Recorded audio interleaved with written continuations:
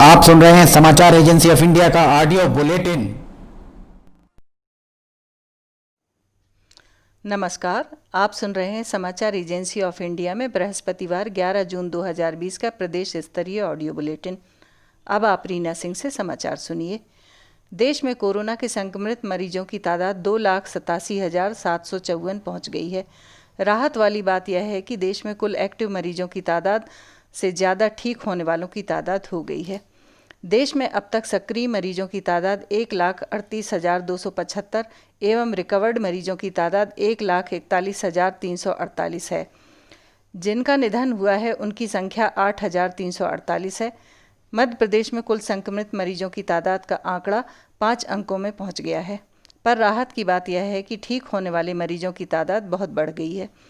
प्रदेश में कुल संक्रमित मरीजों की तादाद 10,049, एक्टिव मरीजों की तादाद 2,730, रिकवर्ड मरीजों की तादाद 6,852 एवं जिनका निधन हुआ है उनकी तादाद 427 है। जिन जिलों में कोरोना के संक्रमित मरीजों की तादाद 200 से ज़्यादा है उनमें इंदौर में 3,881, एक्टिव मरीजों की तादाद 1,129, भोपाल में 1,927, एक्टिव मरीजों की तादाद 506, उज्जैन में 745, एक्टिव मरीजों की तादाद 69, बुरहानपुर में 377, एक्टिव मरीजों की तादाद 76, नीमच में 353 एवं एक्टिव मरीजों की तादाद 126, जबलपुर में 283, एक्टिव मरीजों की तादाद 53, खंडवा में 274, एक्टिव मरीजों की तादाद 30, सागर में 242 एवं एक्टिव मरीजों की तादाद 78, ग्वालियर में कुल संक्रमित मरीजों की तादाद 228 एवं एक्टिव मरीजों की तादाद 111 एवं खरगोन में 209 एवं एक्टिव मरीजों की तादाद 56 है।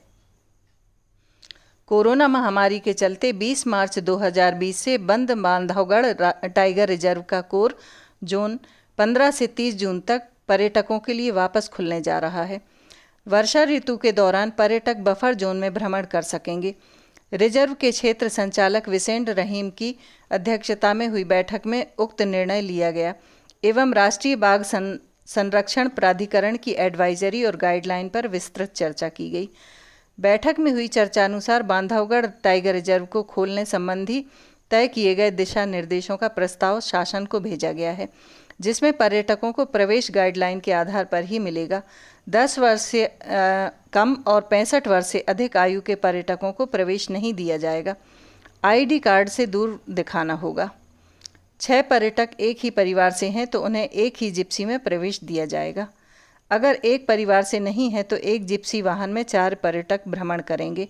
सभी पर्यटक मास्क, सैनिटाइजर और 2 गज दूरी के नियम का पालन करेंगे। कोई पर्यटक पार्क के अंदर गाड़ी से नीचे नहीं उतर सकेगा। सेंटर पॉइंट पर खाने पीने की कोई व्यवस्था नहीं होगी।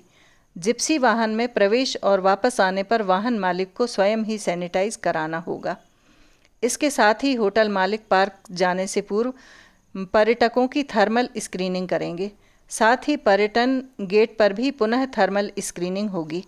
प्रवेश द्वार को रोज 3 बार सैनिटाइज किया जाएगा।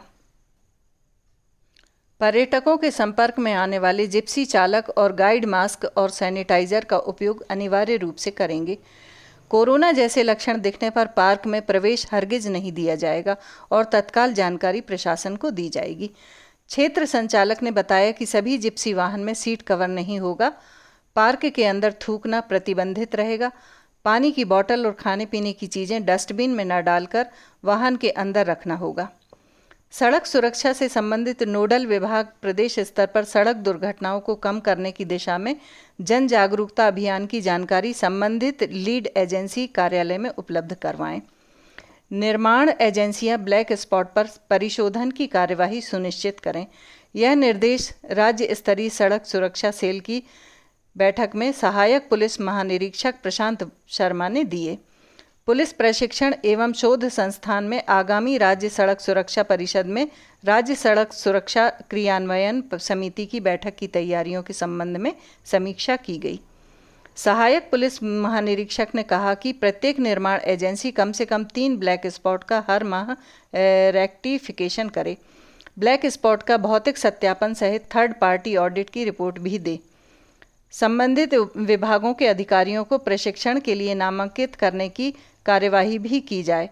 उन्होंने कहा कि सभी शासकीय एवं प्राइवेट एम्बुलेंस की मैपिंग शीघ्र करवाएं। अभी तक 27 जिलों से ही इस संबंध में जानकारी प्राप्त हुई है। परिवहन विभाग को निर्देश दिए गए कि मार्च के बाद ड्राइविंग लाइसेंस निलंबन की जानकारी प्रस्तुत करे। साथ ही गंभीर सड़क दुर्घटनाओं की स्थिति में केस इन्वेस्टिगेशन का पालन प्रतिवेदन भी भेजा जाए। संबंधित विभागों के नोडल अधिकारी ने सोशल डिस्टेंसिंग का पालन करते हुए बैठक में भाग लिया। प्रति 10 लाख आबादी पर कोरोना के संदिग्ध मरीजों की सबसे ज़्यादा जांच कराने में भोपाल देश में दूसरे नंबर पर है।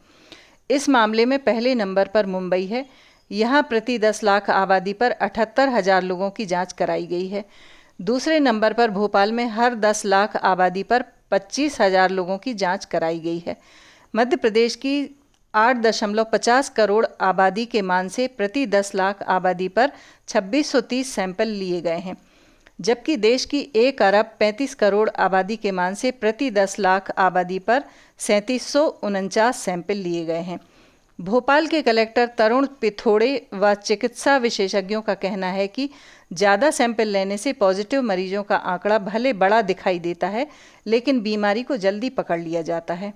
ऐसे में मरीजों की हालत बिगड़ने नहीं पाती। पूरे मध्य प्रदेश में हर दिन 6,000 से 7,000 सैंपल की जांच 20 अलग अलग लैब में की जा रही है। इनमें भोपाल के करीब 1200 सैंपल शामिल रहते हैं। कोरोना से हो रही मौत के ऑडिट के लिए गठित विशेषज्ञों की टीम के साथ बुधवार को संभाग आयुक्त ने समीक्षा बैठक की। संभाग आयुक्त डॉक्टर पवन शर्मा ने कहा कि इंदौर संभाग में कोरोना के कारण हो रही मौतों की दर को 0 पर लाया जाए। उन्होंने मौत का कारण जानना चाहा तो अधिकारियों ने बताया कि संक्रमित होने के बाद देरी से अस्पताल पहुंचने के कारण मरीजों को बचाना मुश्किल हो रहा है। जिनकी मौत हुई है उनमें सबसे अधिक ऐसे मरीज थे जो किसी बीमारी से पहले से ग्रस्त थे और जिनकी उम्र 50 साल से अधिक थी। इंदौर में मौतों के बढ़ते आंकड़ों को लेकर हाल ही में मुख्यमंत्री शिवराज सिंह चौहान ने भी चिंता जताई थी और इसे नियंत्रित करने के निर्देश दिए थे। संभागायुक्त ने बैठक में कहा कि कोरोना संक्रमण जिस तरह से फैल रहा है उसे देखते हुए अस्पतालों में और अधिक बिस्तरों और स्टाफ की ज़रूरत पड़ सकती है। इंदौर में सभी निजी व सरकारी अस्पतालों को मिलाकर लगभग 20,000 बिस्तरों की व्यवस्था है, लेकिन चिकित्सकों की कमी है।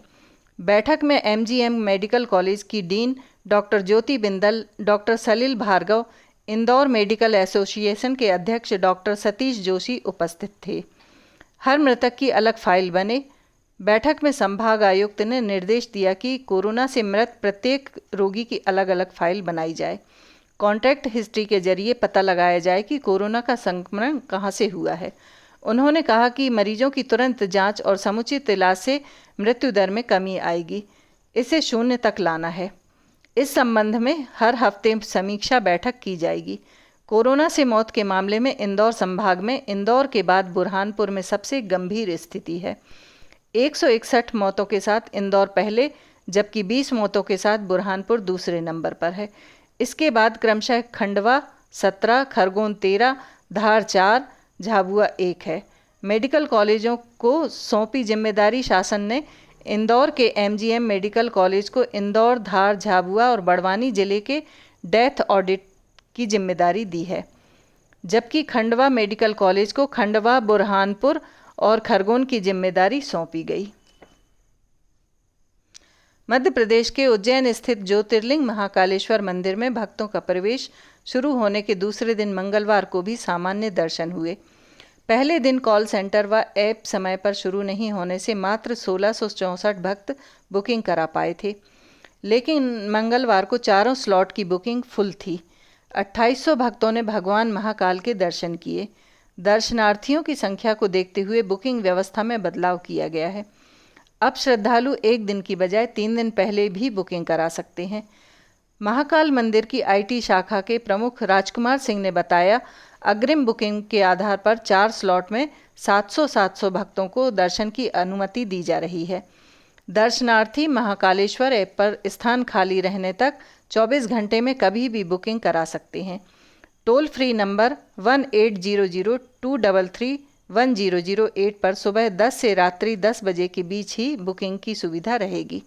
मंदिर के कॉल सेंटर में 2 शिफ्ट में 10 कर्मचारी तैनात हैं, जो तत्परता से भक्तों के कॉल अटेंड कर रहे हैं। 4 दिन पहले तक अफसर 3 स्लॉट में दर्शन कराने की बात कह रहे थे, लेकिन रविवार रात 8:30 बजे जब ऐप व कॉल सेंटर शुरू हुआ, 4 स्लॉट में दर्शन व्यवस्था तय की गई। सूत्र बताते हैं, नई व्यवस्था को श्रद्धालुओं को अच्छा प्रतिसाद मिला। इसे देखते हुए अफसर 1 स्लॉट और बढ़ाने पर विचार कर रहे हैं। स्लॉट के साथ दर्शनार्थियों की संख्या भी उठाई जाएगी। सब कुछ ठीक रहा तो 5 स्लॉट में 5000 भक्तों को प्रतिदिन दर्शन कराए जाएंगे। थाना कुंवारीघाट में मंगलवार रात को 2 सगे भाइयों की नृशंस हत्या कर दी गई है। दुर्गानगर नया रेलवे स्टेशन के सामने झगड़ा होने की सूचना पर पहुंची पुलिस को ज्ञात हुआ कि घायलों को मेडिकल कॉलेज ले जाया गया है। मेडिकल कॉलेज पहुंची पुलिस को पुष्पा ठाकुर निवासी दुर्गानगर नया रेलवे स्टेशन के सामने ग्वारीघाट ने बताया कि उसके पति भूरा और प्रकाश ठाकुर एवं जेठ रोशन ठाकुर की पुरानी रंजिश दीपक झारिया, आकाश झारिया एवं मोहित गुप्ता से चल रही है। लगभग 1 माह पहले भी उक्त लोगों ने घर में आकर पथराव किए थे एवं वाहन तोड़ दिए थे।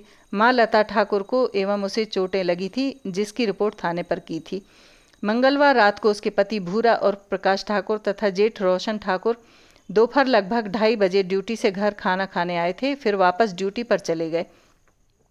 रात लगभग 12 बजे तक घर नहीं पहुंचे तो उसने संजू तिवारी की पत्नी को फ़ोन लगाकर पूछा तो संजू तिवारी की पत्नी ने बताया कि भूरा ठाकुर एवं रोशन रात लगभग 11 बजे के बाद घर के लिए निकल गए हैं। सास लता ठाकुर, ससुर प्रेम प्रसाद ठाकुर तीनों लोग पता करने के लिए घर से निकले। घर से थोड़ी दूर पहुंचे तो लड़ाई झगड़ा की आवाज़ सुनाई दी। जाकर देखा कि दुर्गानगर में सुनील श्रीवास के घर के सामने उसके पति भूरा उर्फ प्रकाश ठाकुर एवं जेठ रोशन ठाकुर को दीपक झारिया, आकाश झारिया, अजय झारिया तथा मोहित गुप्ता कुल्हाड़ी, लाठी एवं पत्थरों से मारपीट कर रहे थे। दोनों नीचे जमीन पर पड़े थे। मोहित गुप्ता हाथ में कुल्हाड़ी लिए था, दीपक झारिया एवं आकाश झारिया लाठी, अजय झारिया पत्थर लिए थे। मारने के बाद सभी आरोपी भाग गए। केंद्र सरकार ने देश के विभिन्न जिलों में 100 वाट के 62 FM ट्रांसमीटर खोले जाने को मंजूरी दी है। प्रदेश के बड़वानी, बुरहानपुर, नीमच जिले के कुकड़ेश्वर, कटनी, नरसिंहपुर, पन्ना जिले के मुंडवारा, होशंगाबाद जिले के पिपरिया, सिवनी, शाजापुर और श्योपुर में ये स्टेशन खोले जाएंगे। इन ट्रांसमीटर के लगने से लोगों को आकाशवाणी के कार्यक्रम पहले से और भी बेहतर गुणवत्ता के साथ सुनाई दे सकेंगे। आगर मालवा के नवागत कलेक्टर अवधेश शर्मा ने कल अधिकारियों की एक बैठक ली। इस दौरान उन्होंने इस महामारी की रोकथाम के लिए सभी अधिकारियों से सामूहिक प्रयास करने को कहा। टीकमगढ़ जिले में वर्ष 2024 तक घर घर नल कनेक्शन के माध्यम से पेयजल उपलब्ध कराने का लक्ष्य रखा गया है। दतिया जिले के ग्रामीण अंचलों में कार्यरत स्वयं सहायता समूह की महिलाएं 75,000 से अधिक मास्क का निर्माण कर चुकी हैं। नीमच पुलिस ने कल रात 35 लाख रुपये कीमत की 25 किलो अफीम एक ट्रक से जब्त की है। आप सुन रहे थे रीना सिंह से समाचार एजेंसी ऑफ इंडिया में बृहस्पतिवार 11 जून का प्रदेश स्तरीय ऑडियो बुलेटिन। शुक्रवार 12 जून को एक बार फिर हम ऑडियो बुलेटिन लेकर हाजिर होंगे। अगर आपको यह ऑडियो बुलेटिन पसंद आ रहे हों तो आप इन्हें लाइक, शेयर और सब्सक्राइब जरूर करें। फिलहाल इजाज़त लेते हैं। नमस्कार। आज हम आपको बताते हैं समाचार एजेंसी ऑफ इंडिया की चैनल को आप सब्सक्राइब कैसे करेंगे। सबसे पहले आप अपने मोबाइल पर ब्राउज़र को खोलिए या तो YouTube को खोलिए। YouTube आपके पास होगा।